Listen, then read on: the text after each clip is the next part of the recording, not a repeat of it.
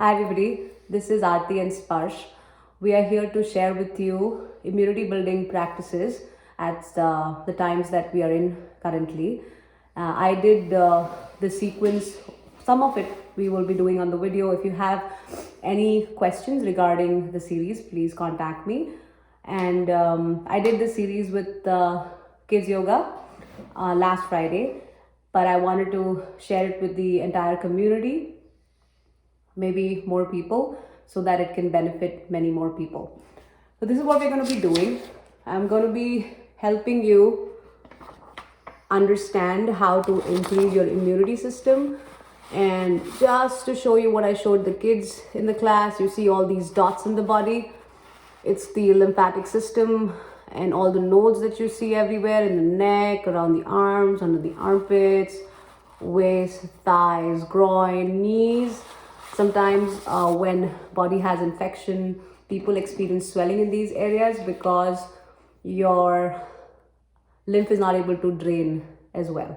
Anyways, you can always Google and understand the importance of lymphatic system and immunity. But I'm here to share with you a few techniques that you as a family could do every day in the current circumstances and keep working to build your immunity. Fruits and vegetables are very important. Colors are important. Greens are important.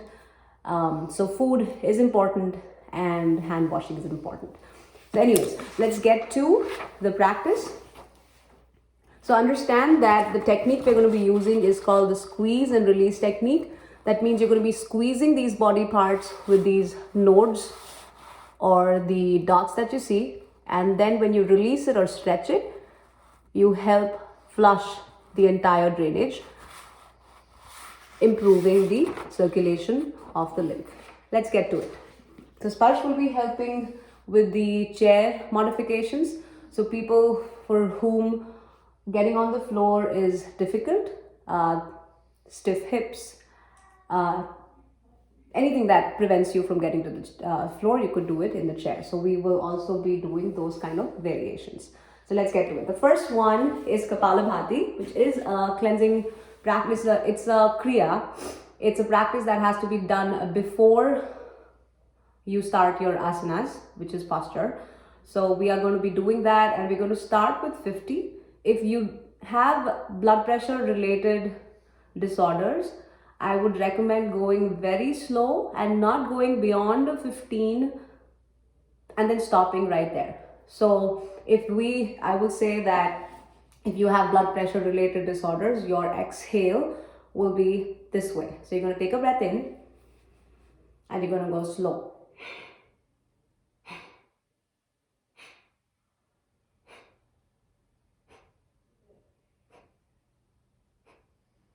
Okay, so that's how you will practice.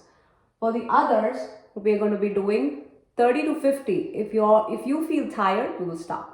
So we're going to do this kriya, Kapalabhati. So let's sit with our knees, feet a little forward first. Sitting tall. Spine has to be tall. Breathing in. And let's do it together. So rapid exhaling. Inhale comes in automatically. Ready?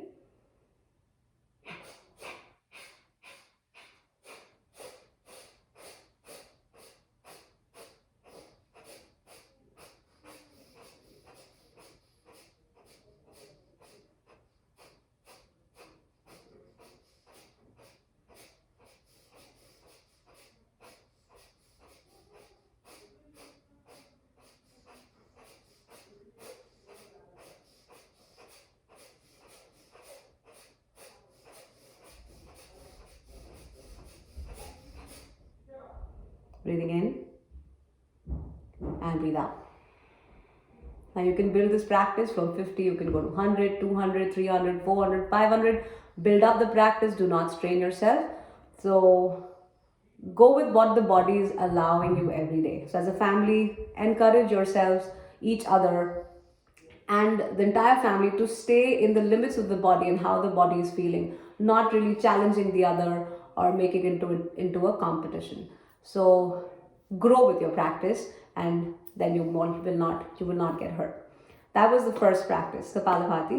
So what you're really doing is you're pushing the diaphragm, and the diaphragm is this beautiful muscle which separates the two chambers of the chest and the abdomen, and through which important lymph ducts go through. So you are, with that pulsating movement, you're massaging those ducts.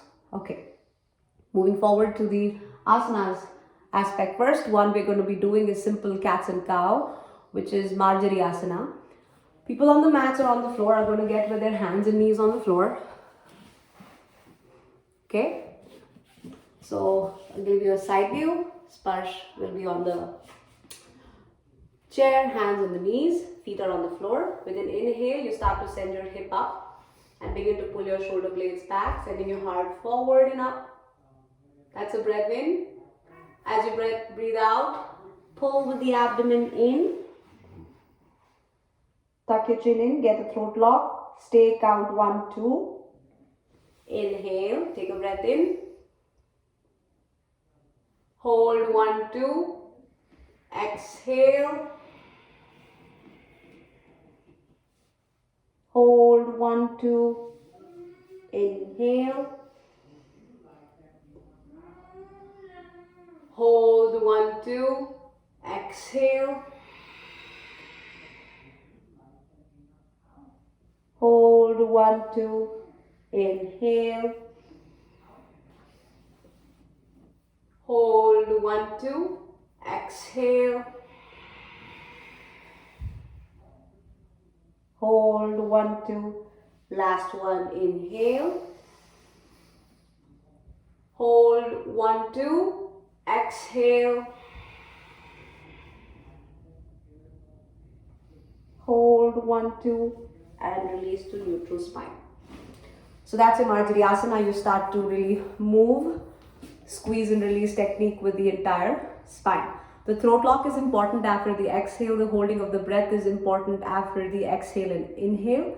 So even the stretching of the neck, you're stretching all those nodes in the neck area, like you see in the picture, all those green dots. Okay, so we're going to move forward with the folding forward series. Going to send our feet forward if you're sitting on the mat, sitting tall, and Sparsh will demonstrate it on the chair. So with an inhale, we stretch up towards the ceiling, maybe looking up to also get the throat involved.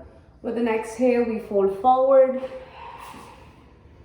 hold 1, 2, inhale, reaching up.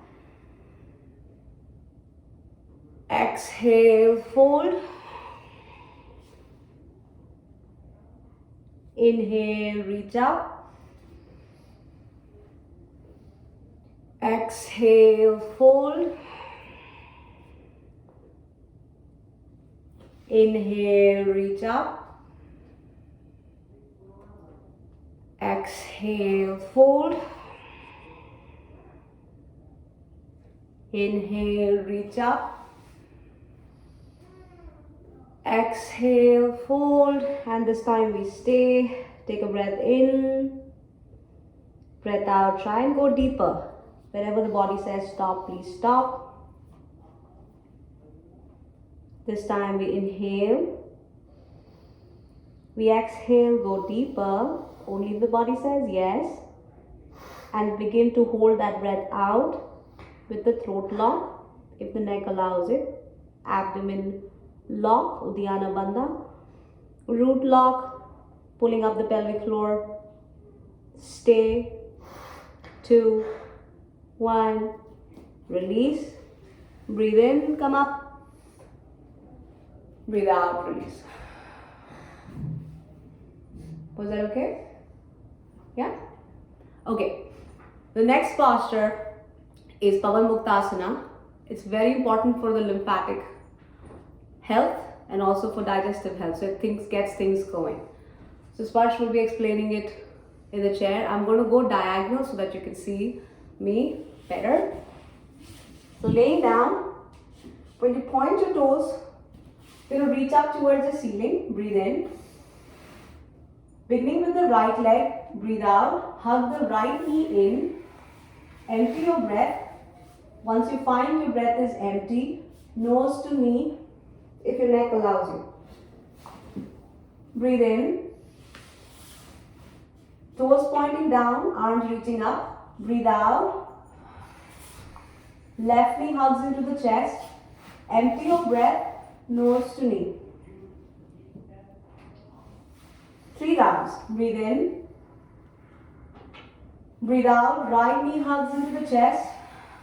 Empty your breath, nose to knee. Breathe in. Breathe out. Left knee hugs into the chest. Empty your breath, nose to knee. Last round. Breathe in. Hug right knee into the chest. Nose to knee. Breathe in. Stretching your ankles. Exhale, hugging left knee to the chest. Flexing. Emptying your breath. Nose to knee. And releasing. Give it a stretch. Breathe in. Breathe out, let go. Okay. So you will see that in that very movement, you're taking care of the entire lymphatic system. It's a very important movement. If you are not able to do any of the previous ones, you can try this. Never push the neck to bend so deep to touch your knees. It totally depends upon the flexibility of the body. Never push, and slowly begin to increase your practice, increase the depth of the practice. So that was the postures. We're going to move on to the breath aspect of this. So we did the Kapalabhati in the beginning. We came to postures. There are 2 breath practices that I will be sharing in this video for the health to increase your immune system.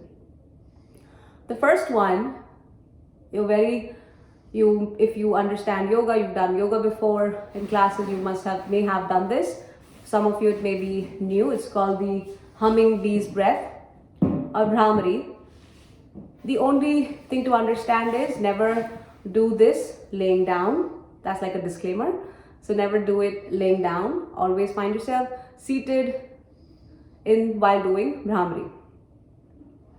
11 to 22 times is what we may practice. If you have certain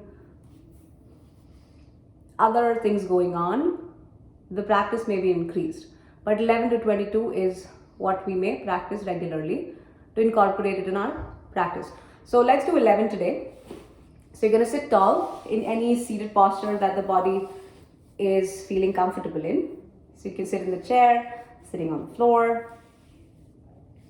You can get a bolster too. You can get a bolster too. You can sit on a block. Yeah. And keep your hands on your knees, turning down, turning up, whatever is comfortable for you. Okay? Not making it complicated. The pitch that you choose should be able to vibrate your forehead center. That's the pineal gland, however you pronounce it. So you're going to vibrate those areas. So pitch may vary for us. Let's begin. Important thing is to close your eyes and the spine remains tall. We begin.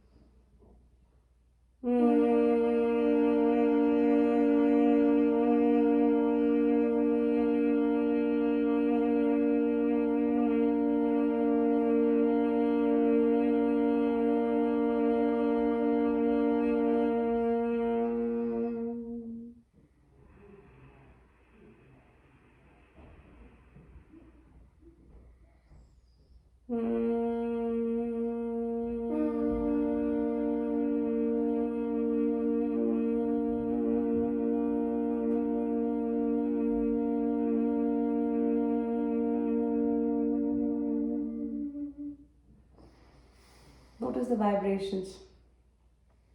Stay with it for just a few more seconds.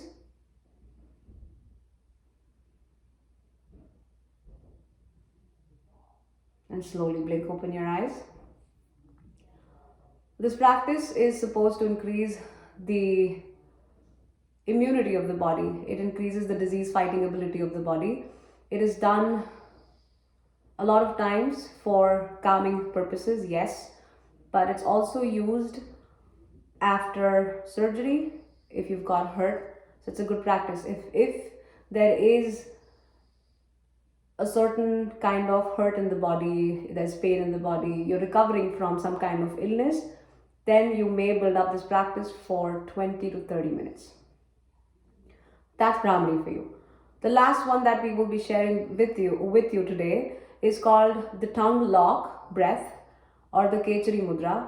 It's one of my most favorite ones. This is done to rejuvenate the body, to give the body the energy that it needs. So it also helps to kind of maintain or not spend extra energy in the body. I don't know how else to put it. I used to say something else. I'm drawing a blank here. It'll come to me. So it's called the tongue lock breath. Let's get going to it. What you do is, with your tongue, you're going to curl the tongue upwards. And when you curl the tongue upwards, you find the bony palate, upper palate, roof of the mouth. And then you're going to push the tongue backwards and you're going to feel a softer palate behind the bony palate. Did you get it? So the tip of the tongue will touch the softer palate. When you place your tongue there, you're kind of massaging your pituitary gland, which is very interesting. So you're going to stay with your tongue up there in the back. If your tongue starts to hurt, you do release the practice. Anytime you feel discomfort, please release the practice. So keeping the tongue up there, with the tongue gently pressed over the softer palate. You're going to close your mouth, sit tall, again comfortable. And then incorporate Ujjayi breath, or the ocean breath, or so many other things that it's called. So you're going to close the throat, constrict the throat gently to make that calming wave-like sound, constriction of the throat. Again, you're massaging very important nerves while you do that. So you're going to be doing that.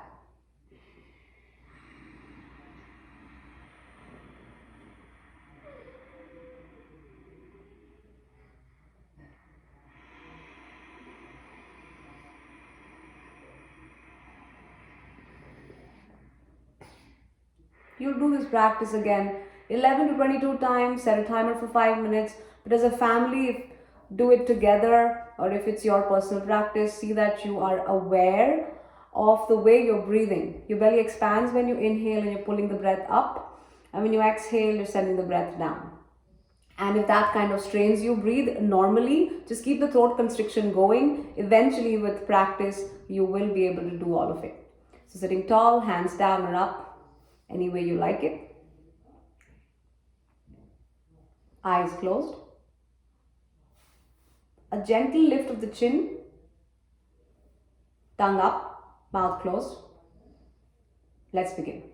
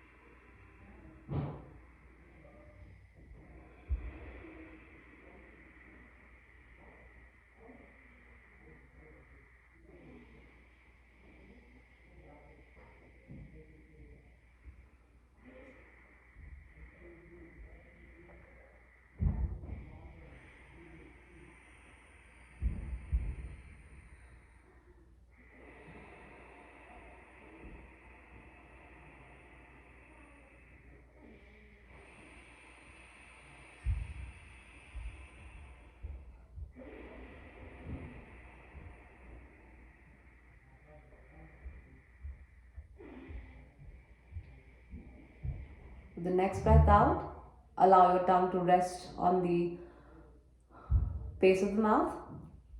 Notice sensations, throat, mouth. Just pick it up. Nothing to fix right now. Just notice these sensations.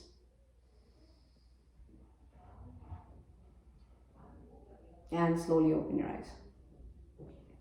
It came to me. So this is energy conservation.